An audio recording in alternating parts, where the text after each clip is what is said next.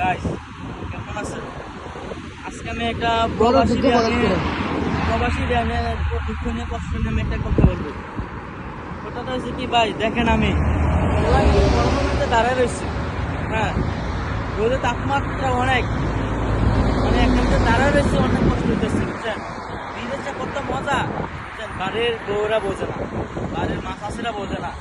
একটা সন্তান বিদেশ পাঠায় বা জামাই বিদেশ পাঠায়, হ্যাঁ তারা কি করে, তারা বলে টাকা দাও, মা বলে টাকা দাও, বউ বলে টাকা দাও। তারা মনে করে যে প্রবাসে বিদেশে আমরা গাছ লাগা রাখছি, লাড়া দিলে টাকা আসে, টাকা করে টাকা দেবো বুঝছেন।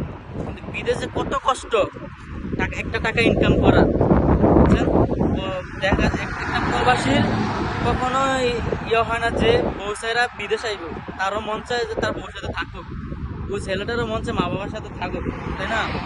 তো দেখা গেছে কি করে, প্রবাসী বউ কি করে, পরকিয়া করে, আরেক বেড়ার সাথে লাইন মারে, লাইন মারার পরে কি করে, ওই জামার টাকা সব বেড়া দিয়ে দেয় বুঝছেন। তখন যদি একটা প্রবাসী কথাটা জানতে পারে, তার যে কি অবস্থা হয় আপনারা, মানে আমি কাউকে বোঝাইতে পারবো না বুঝছেন, এত কষ্ট।